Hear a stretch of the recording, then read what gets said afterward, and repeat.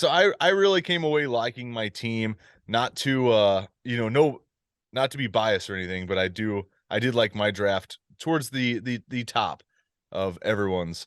I didn't plan on starting running back. I don't think I ever really do.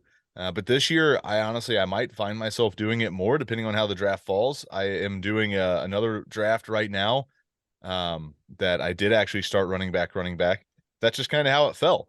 So I was picking from the 105, and I started with Jonathan Taylor, came around, got Pollard, and then the fun part of it, and what could hurt me a little bit, but the fun part is my entire receiving core is sophomore wide receivers, except for one, which is Nico Collins, and he's a third year. So it's a really exciting group. I came away with Chris Olave in the third, Watson in the fifth, Jahan Dotson and George Pickens, 7-8, Nico and Sky Moore, 11-12. So a pretty fun group there, I think. Obviously, some of them have a decent bit of risk as far as, not really taking that next step.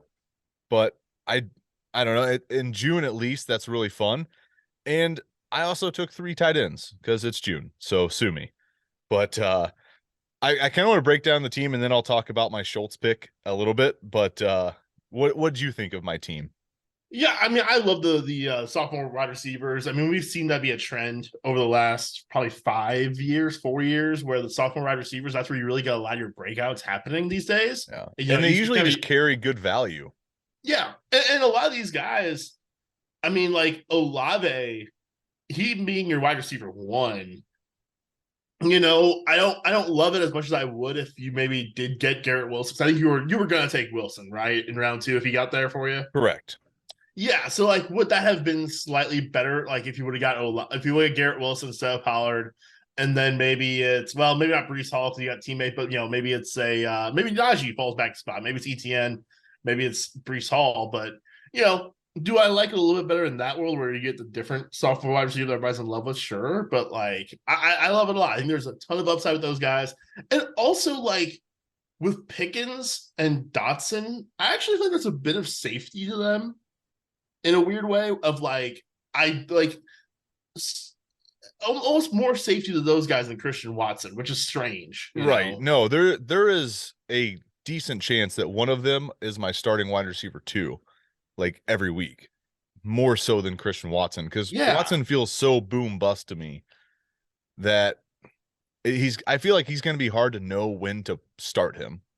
Well, I think he's probably going to be just a put him in your lineup and let it ride. Right. Yeah.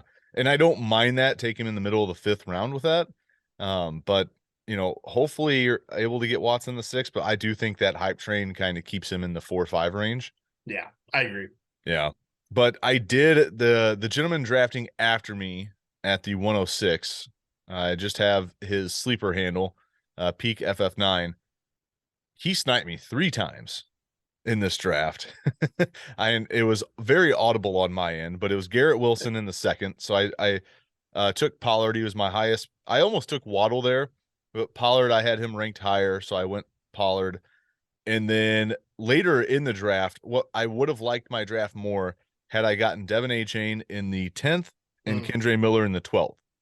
So looking back, that's 2 things I think I would have rather have done is instead of waiting for them to come back to me, just take them in the round before. Like I would have been totally fine with A-Chain in the 9th and Kendre in the 11th. I would have lost out on Schultz and Nico.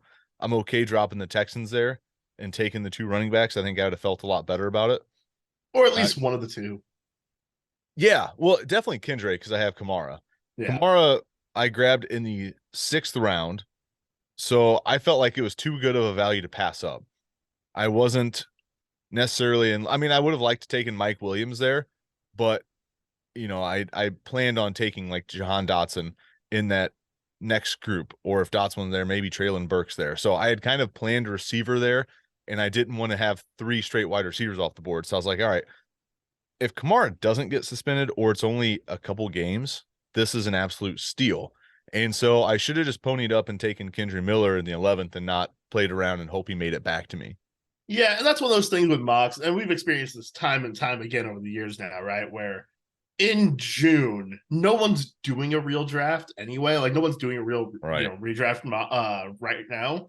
And so taking Kamara in the sixth, either A, right, you might have a steal, in which case this mock draft becomes obsolete, right? Like he's not there if he's only suspended for 2 games. Right. He Right. goes probably in round 4 if he's only spent like where like Kenneth Walker, J.K. Dobbins went Yeah. if he's suspended for 2 or even 4 games.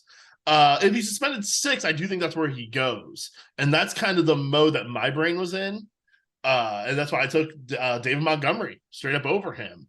Yeah. Is because in my brain, I'm treating Kamara like it's the 6th game. If we get to like mid July, late July, a point where real drafts are starting to happen, then I'll probably adjust that if he still hasn't been suspended yet. But right now, Yeah. I mean, I'm treating it like it's 6th game. I think we should just treat this mock as if it's a 6. Like, obviously, of course, you get massive upside if it's not. But Right. Well, and I already have Jonathan Taylor and Tony Pollard, so it's not like I'm right, depending on Alvin Kamara to be a starting running back for me. He's going to be a flex play when he gets back. yeah, correct. It is a little interesting that there was only one running back off the board in the 5th round, and that was Dameon Pierce.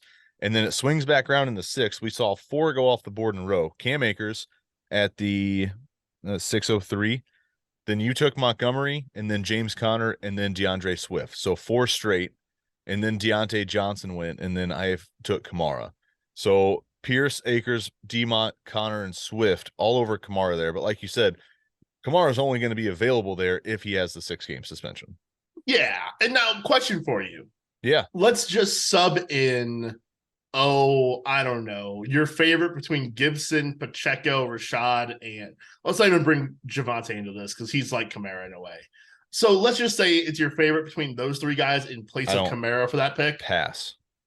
Okay, so it's just not a running back. That makes sense too. No, I mean, I'm not taking Rashad White, Isaiah Pacheco, or Antonio Gibson or James Cook even, right? Like not at that spot. If right. Cook would have wrapped back around where I took Pickens, yeah. if I would have went a receiver instead of Kamara, right? And Pickens was there, or Cook was there at the in the 8th round for me, I would have been okay with that.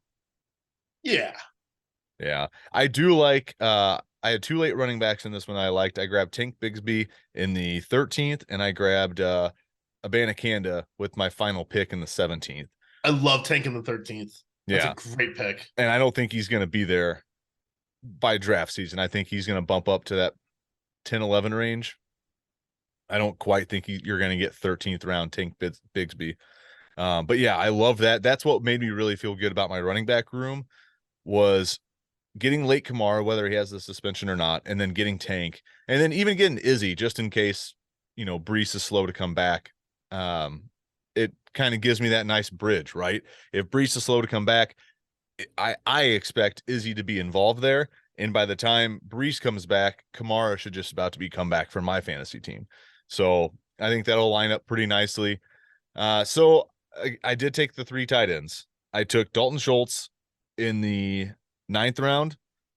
I came back around and grabbed Chico Okonkwo in the 10th. And then really late 15th round, Trey McBride. I just didn't really like who else was still on the board there. You could have just drafted the kicker. You don't draft a kicker, but you draft Trey McBride. Just fill out your freaking starting lineup, Tanner. I will not draft a kicker. I will tell the story on another podcast, but I do not draft kickers. And you know what? It's actually for good cause. Yes. So I'm saving people's jobs here by not drafting them. But no, so what happened with Dalton Schultz there in the 9th? It was a panic pick. We're all on the Zoom. I'm paying too much attention to our Zoom, and I look and I'm on the clock. And so it was 2 things. I panicked because I was on the clock, but there was also I thought I got sniped there, but I did not. Well, I think Ingram going off board right in front of you, and Muth not too far ahead, right? So I was expecting the tight end run. Yeah. So I was like, okay, there's a lot of picks before me, right? Because that was the 905. It's got to go all the way down, all the way back. I was like, I might as well just take Schultz because I kind of think he's going to have that 100+ target year. I think he's going to be the target getter in Houston. So I'll take him because I didn't really love what was there. And it was between him and A-Chain. And I was like, well, I think I'll be able to get A-Chain on the way back, especially if that tight end run does hit, right? Because Ingram goes before me. I take Schultz. We start that tight end run. A-Chain gets back to me. Unfortunately, only 2 more went, and it was Njoku and Kincaid. And then A-Chain goes 1 pick in front of me, and I wasn't too happy about it. I would have loved to get A-Chain or Devin Singletary there, and they went back-to-back right in front of me. And even Khalil Herbert, I would have taken right there instead of Chig. But all 3 of those running backs going, it gets back to me. And I mean, look at what went off the board after that. Jacoby Myers, Alan Lazard, Adam Thielen. There was 4 quarterbacks that went off the board when it came back to me. And then Cole Kmet sandwiched in the middle of that. There was really nothing on the board that I really wanted at that point. So I was like, oh, I'll just double up with Schultz and Okonkwo, and that'll be my tight end room. Felt pretty good about it, even though I probably could have waited a couple more rounds in this draft and still felt good about my tight end room, but I'm happy with Schultz and Okonkwo, and I didn't feel like I missed out on much. And then afterwards, still getting Nico and Sky, I think, is one reason I kind of like what I got there, because those are both pretty fun flyers that late in the draft.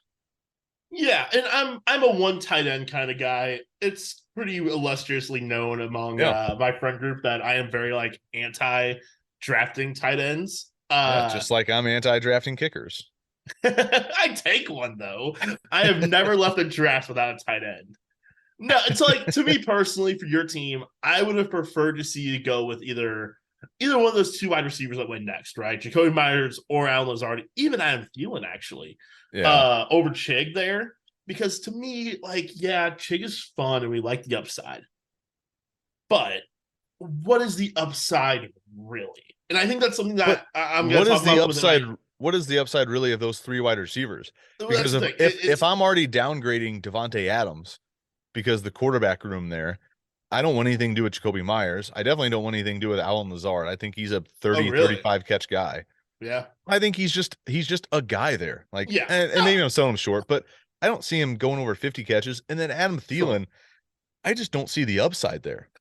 I don't see the upside with any of them necessarily, but I think even for them, the upside is a flex, and in a double flex league too. Versus, I think Okonkwo, the upside is he's probably still like bottom half starting tight end, which is inconsistent, and you don't know it until after it's happened.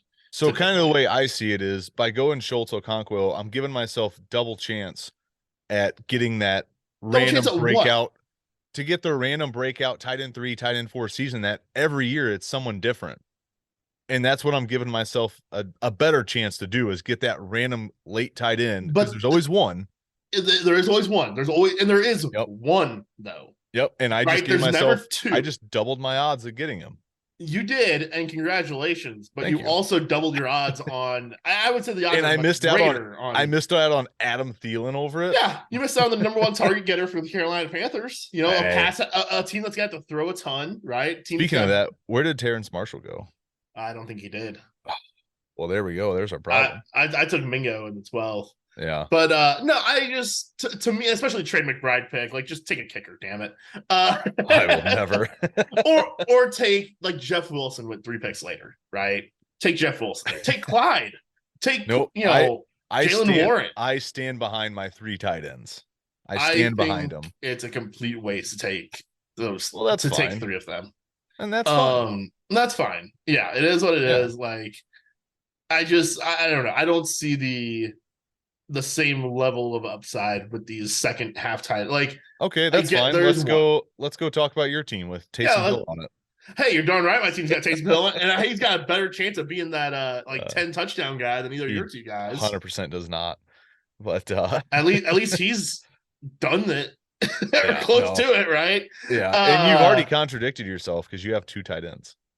I do. That's true. Well, Taysom Hill was kind of taken for the meme a little bit there at the end of the draft. You know, fine. I'll let you slide on Trey, but let me try to slide on Taysom. But no. We did forget about Kyler. I took Kyler. Yeah, Kyler. Yeah, I thought that was a fun pick. Yeah, in the 14th round, check him on your IR, pick up another running back. Hope for the best, right?